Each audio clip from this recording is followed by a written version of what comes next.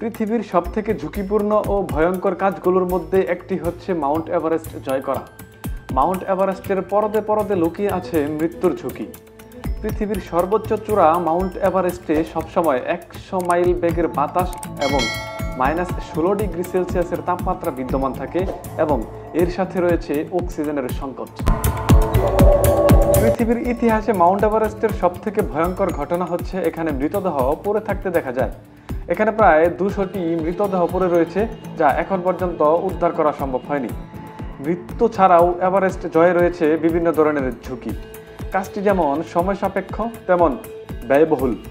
রয়েছে অক্সিজেনের তীব্র সংকট। সব মিলিয়ে এভারেস্ট জয়ে প্রায় 25 লক্ষ থেকে 1 কোটি টাকা পর্যন্ত খরচ হতে পারে।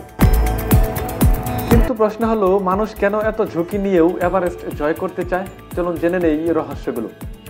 মাউন্ট এভারেস্ট পৃথিবীর সর্বোচ্চ চূড়া, যার উচ্চতা 29,031 ফিট। এখানে মানুষ অসাধ্য সাধন করতে যায়। কেউ কেউ এভারেস্টের সৌন্দর্য উপভোগ করার তীব্র আকাঙ্ক্ষাটি পূরণ করতে যায়।